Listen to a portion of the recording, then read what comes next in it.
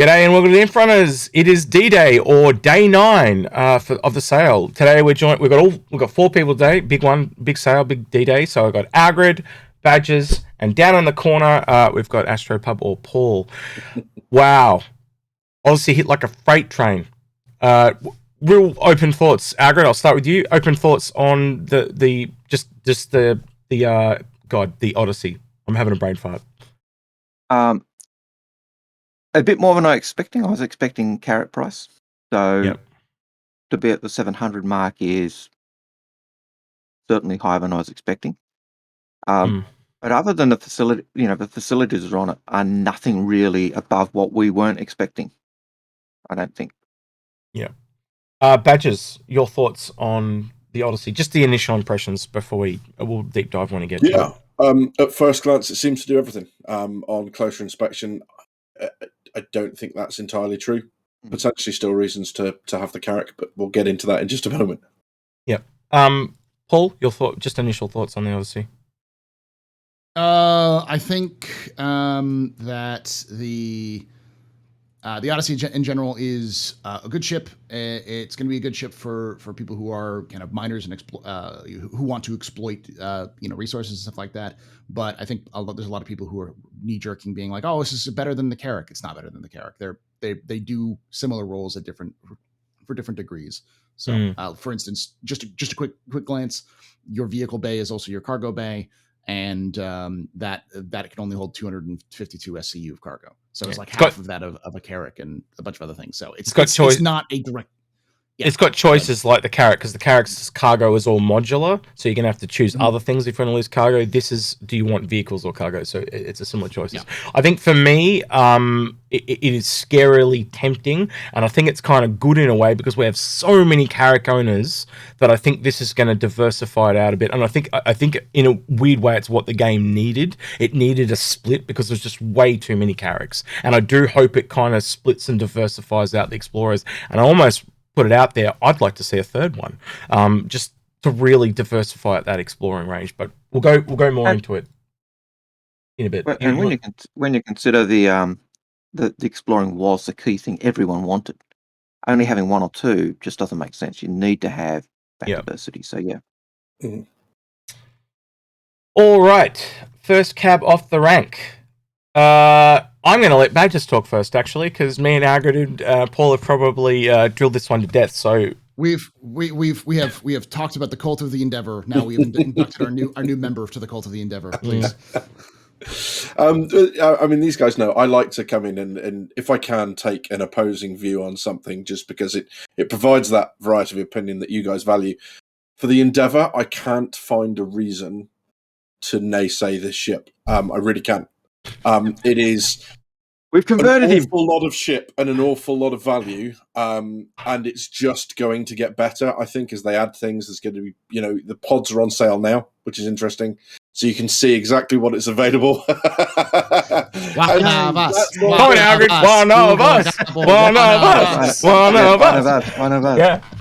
Yeah, 100%. Welcome, Acolyte. Here, take your robes. If you're not familiar with the ship, definitely worth a look. Have a look at what this ship does. Have a look at what the modules add to it. The fact that the cab detaches, so for all those Trekkie fans who want to do the saucer reconnecting, it's all there. I thought, actually, the Jack's video was interesting because Jack's referred to the Odyssey, which is kind of the cab-sizey type thing and big, or looks like the cab, even though it's not. But he called that a space station. Mm-hmm. And it's not as big as the Endeavour. Yeah. So if that's a space station, what's this, a floating city? So yeah. I mean, basically the Endeavor, the front cab of the Endeavor is essentially a slightly smaller version of the Odyssey. Yeah. So for perspective, it kind of adds fuel to that the speculation you had about the Endeavor being, or you'd heard it was like javelin size, or was it bigger? Or Bangle. There's like a Bangle. Yeah. When it's fully laid it out. I'll put it this way: anyone pining over the Odyssey or that it's too expensive and out of their reach, this is what you pick up today, or at least a Gemini to this upgrade, because this is going to be bigger and better, in my opinion. Yeah, at $350, when you're looking at ships that are 600, this is like a no-brainer. It really is. Mhm. It is. It's got so many loops. It's not getting Why smaller. wouldn't you? It's Yeah. not getting smaller. Yeah, it's not getting smaller. It's got so many loops, and it's still only $350. All right, enough pining on our baby. Let's move on. Yep. The Freelancer. Yeah.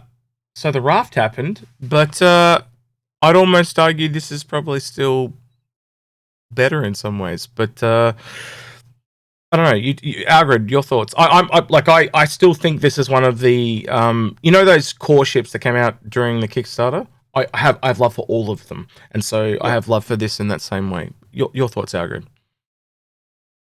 It's a versatile ship. If I was comparing it to the raft, like people want to do, the raft has significantly better living quarters than any MISC ship. MISC's living quarters, whether you look at the Prospector or this, seem cramped and crowded compared to what you get on the Mole and the raft. And that's probably the only criticism that I've really got. Paul, your thoughts? Love the Freelancer. I still think it's one of the best daily drivers in the game. It's very highly affordable. You can pick it up in game pretty easily, and it's not a bad price for a game package. I think you can still get a Freelancer game package if you're willing to spend a little bit extra dosh for it. It's the perfect introduction for multi-crew because you can do it solo fairly easily, but you can also use multi-crew. It's got plenty of beds, more beds than you actually need for a ship. It's got cargo capacity out the wazoo. It's got dual cargo capacity, so you can actually have a vehicle in the bay, and you also have a separate storage in between. And there, if you don't just directly like the base Freelancer, it's got all of its variants are good. The Dur is great for exploration for solo ships. The Max is great for hauling freight if you want to haul freight. It holds more cargo than a raft. And the MISC is a surprisingly good gunship. She's tough and she can kick a lot of butt. So, and there's a lot of missiles. So, is this one of the ships you like for smuggling, Paul? I would say it's not the best type of smuggling ship, but it's very close. The only thing it lacks is speed. But it's still got a lot of cargo capacity. It has a lot of it's flexible. It's small. Last we heard, at least, it was the smallest ship that can fit into, or the biggest ship that can fit into a small jump point. So if that's the way they're basing on it, it's probably going to be able to fit into more jump points than the raft. So we'll see. But it's still a solid ship for anybody who's looking to, especially if you're a new citizen. This is a perfect upgrade path if you're going to be going towards hauling or freight hauling or any kind of trade.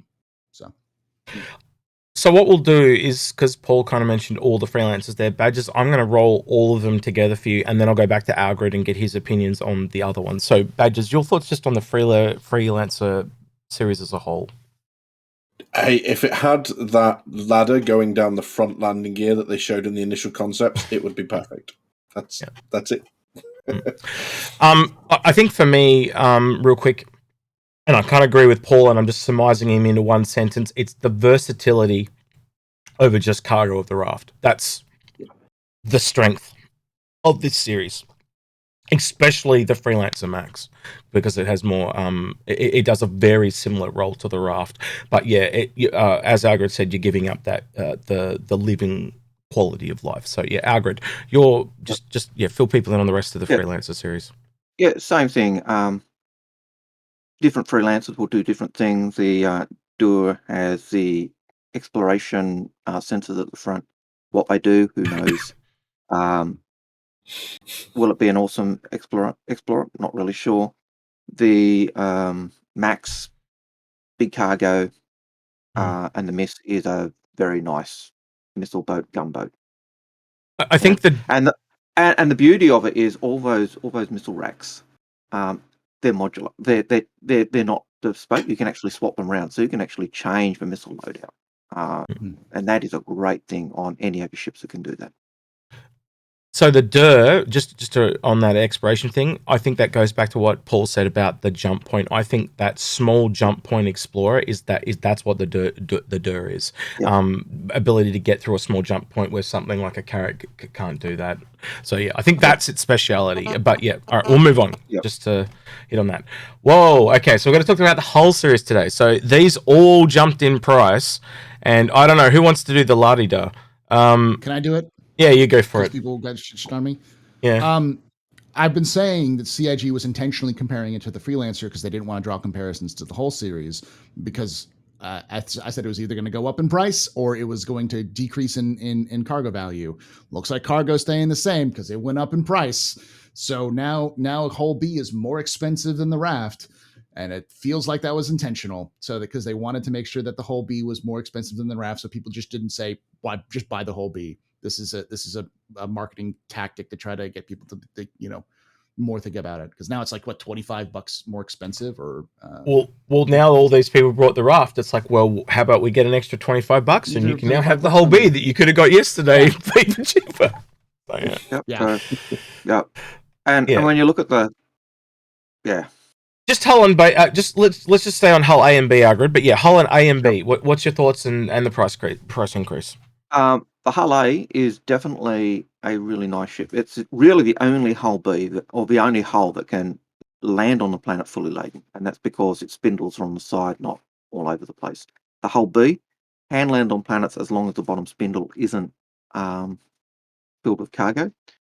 And they're the only two hull series that can actually go from space to planet with cargo. So those two really do have a place. They're the two that you can use, at least as I understand it, without needing to use a raft or any other unloading system. But that's probably the good side.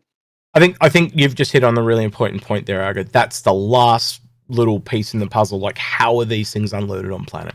That's the last little thing. But I can see people with hand tools pull, like, that big one they show. I can see that, but yeah, that is speculation. And that's one of the things they did talk about with the raft as well, isn't it? They talked about the ease of unloading the raft versus the need to unload by hand. Yeah. I also I also will look at the raft and go, it's locked to only large containers. So we don't know the ramifications of that, because like if you go somewhere and they've got no container, are you going to have to bring empty containers with you? If you get there and you don't have them, what do you do? So yeah, Badgers, your thoughts on the whole A and B, please, mate. Yeah, I think they're really interesting ships from the point of view of, like you say, we don't know the unloading times. We don't know whether or not that's going to require other players to be involved in that. So it's not just a straight up comparison between the Hull series and the Raft or anything else that's hauling cargo. If you give someone a trolley, they can unload a Freelancer. The Raft can be unloaded by one player, let alone the second, just walking into the back cab and unloading them. The Hull series, is it that simple? We don't know, and it's probably not going to be because of CIG's kind of obsession with giving us choices and for nothing to be a clear winner in any given category. That being said, if you're happy to limit your kind of freight stuff to space in the case of the Hull B, or in the Hull A to have that dependency of other people or NPCs unloading, they're definitely worth a look. Paul, real quick question, if you can answer it as quick as you can, but for me, now seeing this kind of where the MISC is jumping in price above some of the Argo ships, would you say, as in, how you look at Origin and it's like way up there in quality and Drake's down the bottom? For me, that now kind of says that MISC is higher quality manufactured than Argo. Am I wrong in that assumption? Yeah, just no. Okay. No, you're not wrong. You're completely right. Okay. The lore behind MISC is they're from Saisei, which is a very old planet from the Centauri system. It's one of the older systems in terms of humanity. Humanity's been there for a very long time, and they've had very deep roots there for a very long time as well. And it has always kind of been the premier industrial, and now they're just kind of making it the premier industrial, whereas Argo is much more of we're going to fix the infrastructure. MISC is we're going to do the best of the best. Okay. It's like the difference between international trucks versus Mack trucks. And is they're that gonna like see some also? differences. Sorry, is that also because it's winding some of the alien tech in there, where the Zion references and the Zion Yep. engine stuff? Oh yeah. Yeah, a lot of the alien tech, like for instance, the Odyssey has this weird Geon-based anti-gravity, which we have no idea what it does or not. But like that's an example of fluff that could also possibly matter in terms of its value down the road. So okay, so I find that important because it shows a lot more going forward now. You can now use that to compare against manufacturers. I think that is a thing, like why we see some of the prices we do in these ships, why Origin and that. So it's now we haven't really we're kind of getting into a more modern era on the MISC, and I think that's very important to see. Like, and these new price changes, I think that will help people see that. Badgers, your thoughts on the whole C with the upcoming cargo refactor? So I'll just load it with that, and you go. Yeah, I think we've hit all the main points. I think it's just important for people to be aware that these ships are awaiting server technology and game technology to come online now. So it's why we're seeing other ships. It's why they've been around forever and we still don't have them. And bear in mind that if there are delays in their technology, there are delays in you getting the ship. So if that's going to bother you, it might be worth maybe getting a CCU or something sat there waiting for it ready to go. You don't have to apply it straight away though, and or if you're happy to take the loaner, then do apply it. But just bear in mind there could be delays in these ships, even more delays in these ships hitting the verse. I will say I think we'll see a lot of these come online next year.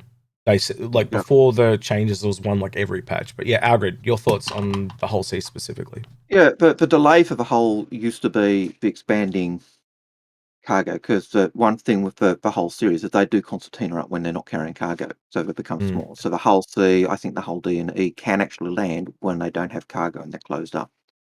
But when the C, D, and E are fully laden, they can't land on planets at all. Yeah. The other thing that is now holding up the whole C, I think they solved that expanding concertina hull type thing. The thing that's now holding up the whole C is that cargo refactor. Yep. Yes, they could probably put it in now, but what's it going to do? You can't. It's the main thing's just not there. So. Yeah. Paul, for me, I find the whole C is kind of like where we generally talk about ships. The whole C is in the middle. So it's usually like the best type of more scalably one. So I think it's kind of the best of the both worlds of the small and the large.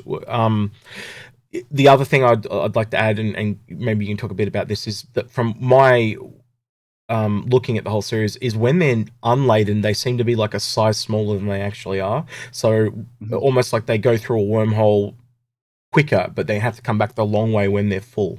Your thoughts?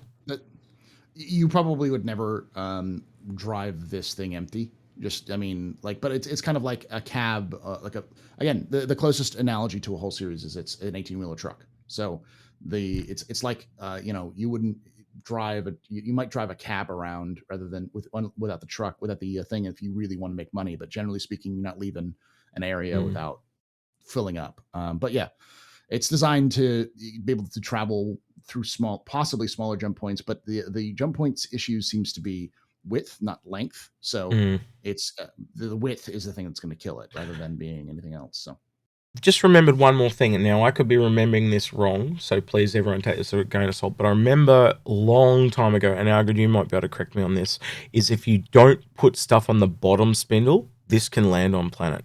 Is that No, that was changed? That was the B. Whole B. That was the B, was it? Okay, my bad. Sorry. All right, my bad. I retract. So the whole B gets the same arrangement that the whole C does. But if the whole B doesn't have anything on the bottom spindle, they did say it could land with cargo. And I think when you did the cargo value, it actually ended up being, I think, when you took that bottom spindle off, I think it ended up being like something the same as a Connie or the same as a Taurus or something like that. It was very similar to the ships that could go down. But I'm going on memory, so the figures could be out there.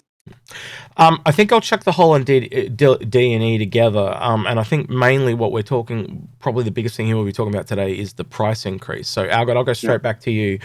Your thoughts on the whole D and E. I'll go back to the C for one more point, and that is that the whole C is supposed to be the most common trading ship in the UEE among the humans. So that's the one we should see lots of. The whole D and E, they are massive. They dwarf the whole C in terms of its cargo capacity. the price increase is but the whole E is now the same price as a A2 A2 and a and Polaris. A2 and a Polaris. So that's pretty big. That's putting it at the absolute top end. Equivalent of a Hull E, I see it as a road train. If you're an Australian, it's they have not just 18-wheeler trucks. They have trucks with like 4 or 5 carriages falling behind it. Mhm. And that's what a Hull E is. It's not your normal everyday ship. It's going This major, thing, across country. this thing will be literally going across the entire universe and just stopping at the main space station in each system. This thing is like literally going from one side of the universe and back, and that's all it'll do. It won't be going to some little small remote outpost. Right, Paul, your thoughts on the whole D&E, please, and maybe even the price increase if you want to talk about that. You're cool. I mean, like, the whole D and E are not ships you're going to use on a regular basis. Whole D and E's drop the equivalent of like a day's worth of production for an entire planet. Like they haul insane amounts of cargo.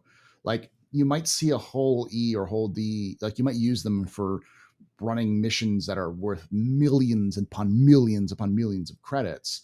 But it's going to also cost you probably 1 million credits just to run that thing in the first place. Like it's one of those things where you're hauling a lot of stuff. You're not hauling diamonds, you're hauling potatoes. It's like the scrap runs. You're going to run scrap with this thing. It's going to be worth almost nothing individually, but like as a whole, you're dropping enough scrap to build, like to recycle and build a fleet of cutlasses. So you're using it to build a planet, maybe. Yeah. I remember some time ago they talked about it actually carries multiple times more value than the ship itself. Badges, your thoughts on the whole E and D, if you've got anything to add, because I think you've kind of just been chucked under the bus by the... No, the only thing I've got to say is completely from a kind of an interest point of view is if you look at one of the pieces of art for the whole E, the concept art, there is... panels, or there are panels down the side that look like they are digital advertising panels, which is just gives you an idea of the scale of this thing. You're in space, so that gives you an idea of, and they're putting visual advertising panels down the sides of their ships. So yeah, really nice touch, and maybe we'll see adverts for Deliveroo or Just Eat. Well, yeah, the advertisement scrolling down the side of your Admiral Owls. Was it? Yep. Kentucky Fried Tavaran. Owls, Kentucky Fried Tavaran. That's right. Yeah, that's what we're going to put up there. All right, we're up to the Odyssey. So, yeah, we're going to do a buyer's guide on this later today. We're going to bring in Tecton, the mining guy, and we're going to talk about this. So I don't want to go too deep, guys. But yeah, just highlights, I guess. So I'll start with you, Badges. What's your highlights, please? So don't go too deep. No, sure. What can't this ship do? Mining, refining, cargo, a ship, a number of ground vehicles, it appears. It also looks like the hangar and the vehicle bay are connected. So you'll be able to, it seems, store ground vehicles in the hangar if you don't want to take a ship and you want to use that vehicle bay for dedicated cargo. The only problem you'll have is getting your vehicles back out again because they're between the hangar and the ramp. There's a lot to do on the ship, and 3 twin size 5 guns in each of the turrets it's a punch. It punches pretty hard. Capital shields as well. And yeah. Algared, your highlights of the Odyssey. I think the fact that it's got capital shields does kind of push it into that capital ship category. The mining loads got 2 mining loads. That's more than I think we were thinking it would have. The refinery means it can stay out a lot further. What can't it do that the Carrot can do? Well, it doesn't seem to have drones. So it can't. It looks like it can't necessarily repair itself. But maybe if you've got a small Vulcan in your hangar, you've got that covered. And it doesn't seem to have the jump point mapping sensors. And I think that goes back to what we were thinking it was, being a totally different style of explorer.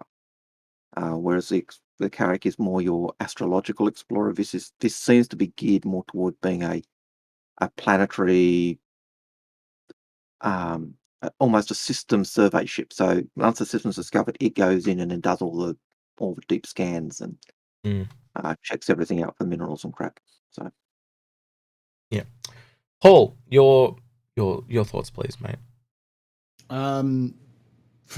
Basically what the Odyssey is for those who want to look this up, a drill ship.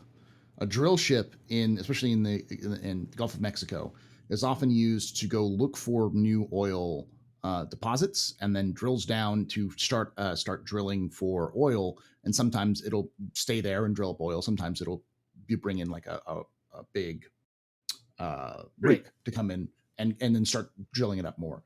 And the Carrack is an icebreaker. It's a classic oceanographic survey ship. It's designed to go places that no other ships are really designed to go and explore large areas. Sometimes they work together. Sometimes they work independently, because sometimes oceanographic ships are just mapping the seafloor because they want to know more about like hazards or looking for specific things. Whereas a drill ship is not going to be used for anything but drilling oil. That's the kind of differences. You've got a Carrack, which is designed for exploration's sake. It can do other things, but it's mostly designed for classic exploration. Go, seek out new life and new civilizations, the bold to go where no one's gone before. The Odyssey is about money. It's about making money. And if you are an organization that is like a mining organization, then if this isn't the capital, this isn't your flagship, you're doing something wrong. Yeah. Just that's the hands down. Yeah. So I also think that kind of leads into the whole thing where it's only got one mining head, and to be honest, the mole has three size 2s. So I was kind of surprised by just the one mining head and the tractor beam. But the tractor beam is required, because if you're going to be in space with such a big ship like this, you're going to have to bring the rock to you. It's strange. Mm-hmm. But I still think that sensor on the bottom, just like the prospectus, says something about underground mining. So I want to know more about that in the future if they open up and talk about that. It's interesting in that graphic there that they've got the Odyssey with a little prospector working next to it. So that one looks like it's got using the prospector in its hand. Yeah, I think it in the mining.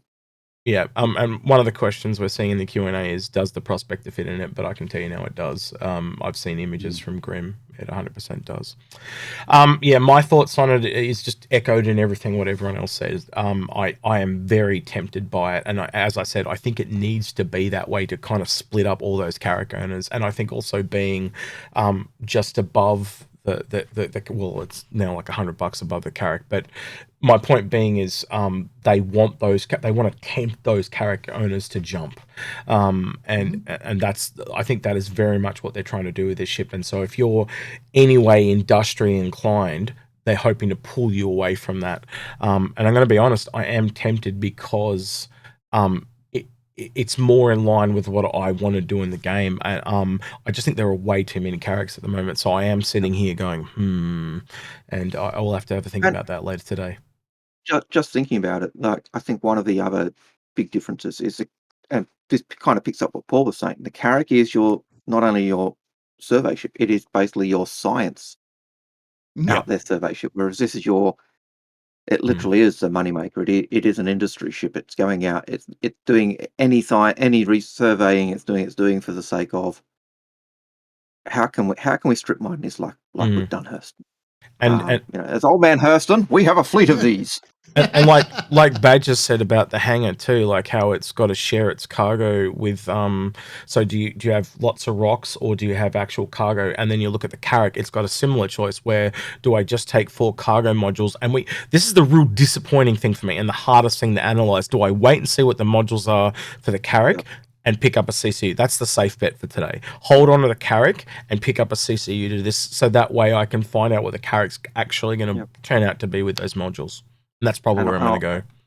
And I think from memory, the Carrack's only got 3 cargo modules, not 4, just in case. Oh, if I said that wrong, sorry. Yeah. That. You did say 4, but, just so people I just meant modules in general. Heavy ship. It's fine. All right. Yep. Going back to The Prospector. I almost need John Citizen here to talk about this one, but does anyone want to specifically talk about the Prospector? I think it's a great little starter. For me, it's an earning game. Paul, Prospector. Earning game. It's a great starter if you know you want to do mining. The price is a little high. You can rent them in game and then buy them in game. But if you're one of those people who wants to jump into Star Citizen and be like, I want to do mining, I've done mining in every space game I've ever done, then it's not a bad start. I don't think you can get a package with it, but you can get like a freelancer package and then CCU it up. It's like, there are ways to getting it pretty easily. So yeah. But yeah, badges. So I'd almost say get something bigger and very quickly earn this underneath it. But your thoughts on the Prospector? Yeah, absolutely. Or completely, as Paul said, if it's something that you just want to come in a game, then absolutely. I've been tempted a couple times to pick it up and just think I don't have to do the 2 million, I think it is at the moment, credits grind to get there. I've been tempted. Algared. It actually has one of the best canopy views in the game. No, I agree. That cockpit view is absolutely brilliant. It's unobstructed. You can see what you're mining really easily. It is a lot easier to use this than a mole if you're by yourself because you don't have to jump seats. And even John Citizen, who loves mining, he often takes out the Prospector rather than a mole just because he finds it easier. He takes his mole out if he's teaching someone how to mine, if I recall correctly. So this is a great little ship. If you are an Odyssey owner, it could also be a great companionship, but at the price point, it's very tempting to get it, but it is generally an earning game. So while we're talking about John Citizen, as Algared and I did an FMF with John, recorded yesterday, and I forgot to release it. I will be releasing it very, very shortly, and John is very much into mining, and this is his baby, 100%. One more, someone's linked to me in chat, a very interesting stat I want to talk about real quickly. So I'm going all the way back to the whole D here, and he's written, Whole D holds 29 C2's worth of cargo. That is disgustingly overpowered. Whoa, that's a lot lot of cargo. 29 That's why C2s. the price went up. That's That's why the price insane. went up. It's going to go up again. I can almost guarantee you it's going to go up again as we get closer to its release. And with the whole C and whole A coming out next year, I wouldn't be surprised if we got the B and D next year as well. Maybe not the E, but like I wouldn't be surprised if we got the B as well as the D next year.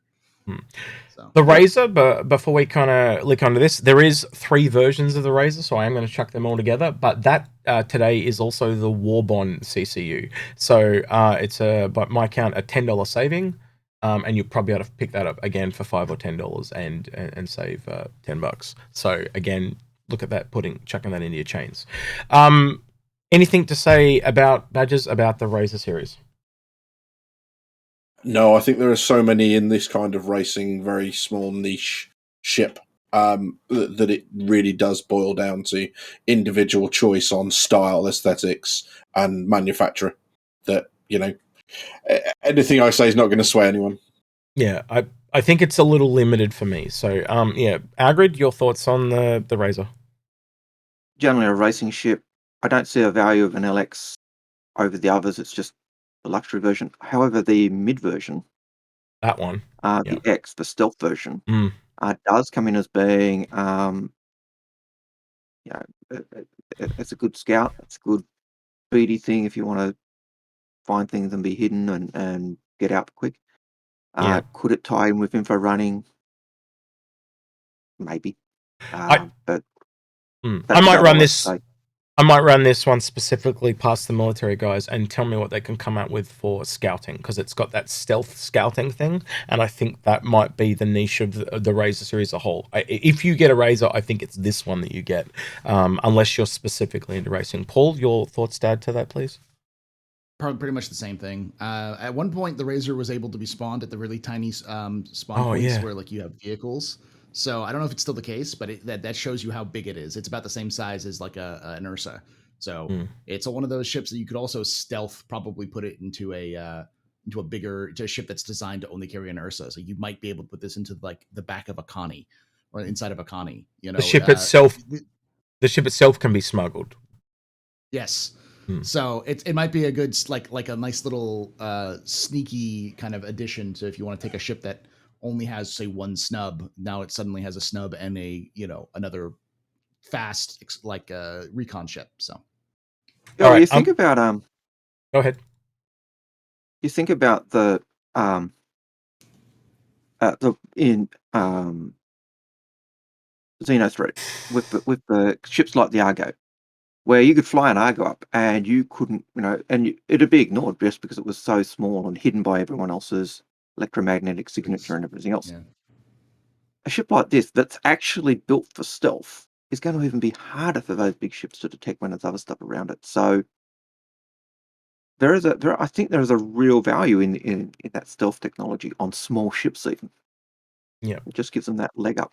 Anyway, sorry, go on. I agree. I think the value of that ship could be very one of those sleeper ships that we talk about.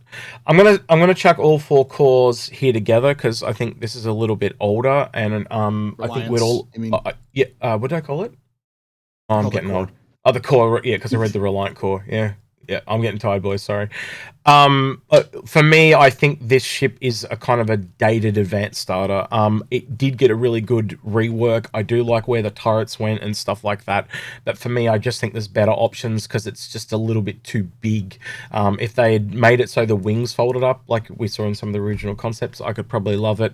I think the only thing that this really has going for it is the dual nature of it. Like, it's really good to teach someone the game. But that's all I see in it. Badges, do you see anything else in the Reliant series that I don't see? Or, yeah. No, it's going to be miles out if we ever get anything like I'm hoping what we get. But the Reliant Mako, the whole reporting thing, I've mentioned it before, so I won't flog it here. No, the please, idea of player reporting, even as far as maybe player news channels in the lore, something like that would be really cool. But again, it's a non-combat application. It's something that adds a little bit more breadth and depth to the game. So yeah, I'm a fan of the Mako. I'm going to be keeping my eye on that as development continues. I would say too that the backside of the Reliant is actually, I can see that in the backside of the Odyssey, funnily enough. But yeah, Paul, your thoughts on the Reliant series? Mako is one of those things that's going to be kind of a sleeper thing. If you looked at the all of the IAE stuff, you see Jax is editing everything in a Mako. That's what they're in. And then you've got the Tana. The Tana is one of those things where if you are a guy who really enjoys Tarkov, if you're a Battlefield fan, and you're looking for a ship to get into the game with, and you've got a buddy, the Tana is 100% the ship. It's got space for armaments. It's got a little tiny little box of SCU for ammo in the future, so you can put like your own like down little ammo crates. It got beds. It has lots and lots of guns. This thing is stupid filled with guns, and a second seat. So no, I was to say 2 SCCU is it reminds me of the Redeemer in that way, where it's just got that nice small little bit of cargo that you can do it. So it's the all rounder. Yeah. This is. Go ahead. Yeah, I would say if you're a mercenary, this would be a great starter if you're a mercenary, but it's only super niche. It's like most of the Reliants. The Reliant, like the Sen, we don't really know what the Sen's value is going to be. It's supposed to be an exploration ship, but we don't really have that gameplay yet. So a lot of this is waiting for gameplay. Other than the Tana. Sorry. So Algared, I would say the Tana is the best at the moment, but like what Paul said about the Mako being a sleeper, I'd also say the Sen's a sleeper because it's the only other science ship we have. So your thoughts, Algared, on the Reliant series? Yeah, certainly the Reliant Sen is the smallest science vessel we've got. The Mako is, I think that's the most nebulous of a lot of them. The Mako is really nice, not the Mako, the combat version. You're making it very hard for me to pull the pictures up for you, Algared. I'm just trying to do them very quickly. But Tana, the standout for me is that turret, that the co-pilot can control, that has that full, almost 360-degree arc. So, like the what's that? The slave ship from Star Wars, Slave One. Yeah, it reeks of that. And the B-wing and stuff like that. So yeah. All right, yeah. So it I think that the Reliant is, as a series, is a sleeper. Like, it's gone to sleep, and I think it might wake up again. It but needs we'll its wait and Prince see. Charming. All right, Algared, now you wanted to highlight the ship, so please have at it. Starfarer, and Yeah. I'm going to chuck the Gemini in there too, mate. So Starfarer and Starfarer Yep. Gemini. And these are the last two we've got to talk about today. So Starfarer and Starfarer Gemini, I think, while I struggle with the interior, it is a rabbit warren. It was made as an FPS level for going and shooting things, and you see that in things like Xeno Threat, where you go in and explore the wreck. You see it in the derelict missions where it's there. But the thing with this ship is it's a refueling ship, and it's also got the refinery. And one of the things that Dan Truffin has talked about was how they're going to do the refueling. And he said, hey, the docking of the P-52 to the Constellation really solved that for them.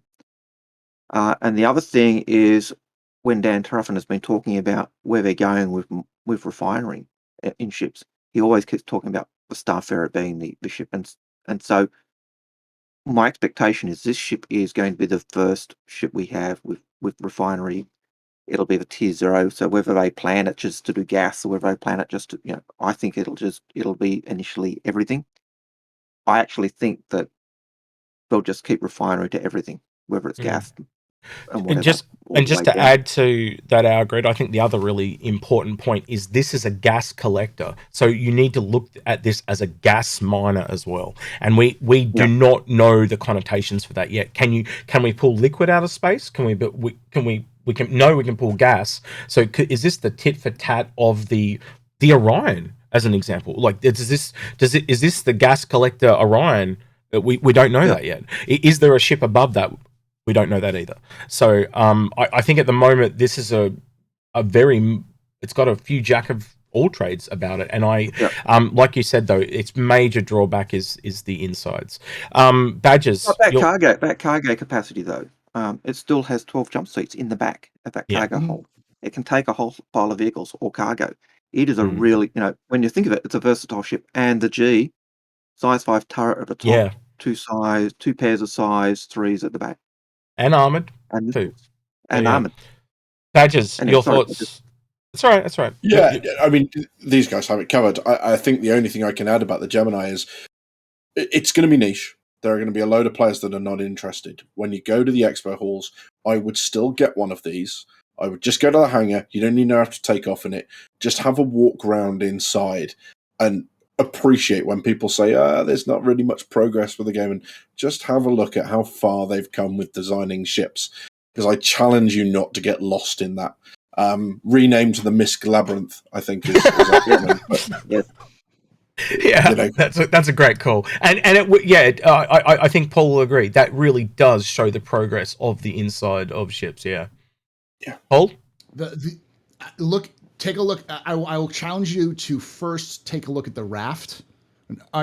Do this first. Go do what Badgers has said. Go pull this up and then look at it, and then go look at the raft and look at the interior of the raft, and then compare them side by side, because they're both similar designed industrial vehicles, but the raft is head and shoulders above what the interior of the Starfarer is. The Starfarer is absolute dog poo poo in terms of its interior.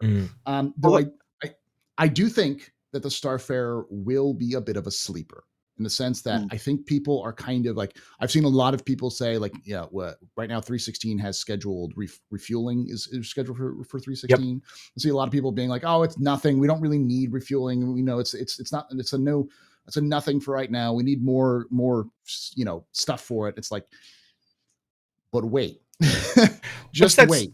What's that system, Paul? What's that system? The military one, the real big one? Killian. 195 AU. Yeah. We're the only that's why the military ever has Starfarer Gemini, so they need them to refuel their ships. Just getting across that system. Just the only ship that's ever gotten to the edge of the Killian system is the Carrack. That just shows you how far away that system is. And it was done an initial scan, hasn't it? Mapped once, yeah. Yeah. They've only done it once. They haven't bothered doing it again. It was just so they could see if there was another jump point out there. Yeah. And I'll just lastly add, unless you guys have got more to say, but if you don't like this ship and that interior does worry you if you ever pick it up, you've got $10 CCUs to the Endeavour and the Crucible and a whole bunch of other ships directly above it. But if you get a chance to look at this ship on your way through, or you've got it as a loaner, I think 316 is where it's going to start to shine. And I think we even cracked on it when the Quantanium stuff was taken away. But again, interest of time and being able to see things that they're now showing us, where we're going to have solids, liquids, and gas.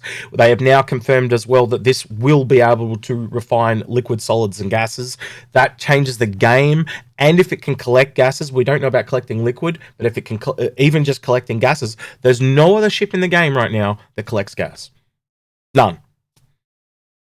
So that you got to put that on the cards. That's unique cargo that nothing else can collect at the moment, and that probably will change. But just put that in your back pocket type of thing. So yeah. Anything else you boys want to? Yep. This is also the only other ship with actual crawl spaces. I think that may go because of NPCs, but that's a story for another day. Yeah. All right. Wrapping up. We're into the store now.